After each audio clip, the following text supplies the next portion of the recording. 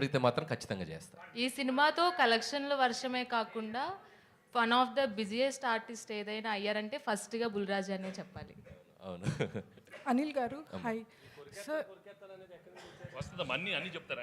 కొలికెత్తా మళ్ళీ అడగండి, మీరు మైక్ తీసుకొని చెప్తారు.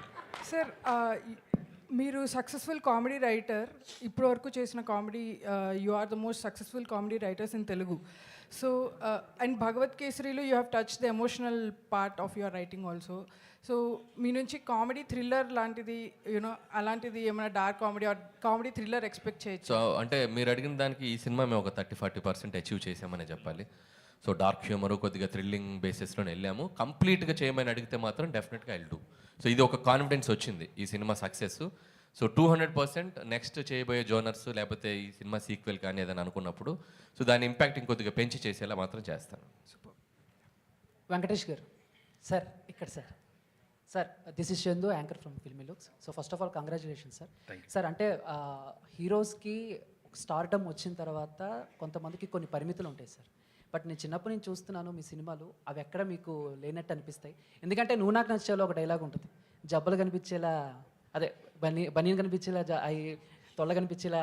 సో ఇప్పుడు ఈ సినిమాలో కూడా మీరు మెడపెట్టేసింది, నడుము బట్టి ఇలాంటి కామెడీ చేయటం మీకే సాధ్యం. బట్ ఎక్కడైనా ఏదైనా ఒక సిచ్యువేషన్స్లో కానీ మీరు ఎలా పరిమితులు పెట్టుకోకూడదని ఎప్పుడు అనుకున్నారు సార్? ఏంటి అసలు ఇలాగా?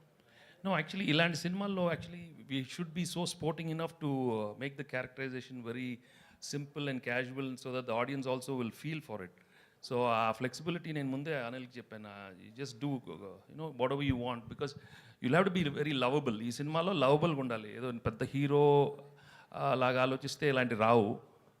So that's why we designed it right from, అంతే కదా అనిల్? అంటే సంక్రాంతికి వస్తున్నామని కాదు సార్, చాలా సినిమాల్లో నువ్వు నాకు నచ్చావు కానీ, లేకపోతే చింతకల రవిలో కూడా వాష్రూమ్లో రే టిష్యూ పెద్ద ఇష్టం. సో ఇలాంటి కామెడీ సో నువ్వు గుర్తు చేస్తున్నావు కాబట్టి ఏదో అక్కడక్కడ ఏదో చేశాను. నువ్వు నాకు నచ్చావు, I think maybe is the beginning. దాని ముందే ఉందా?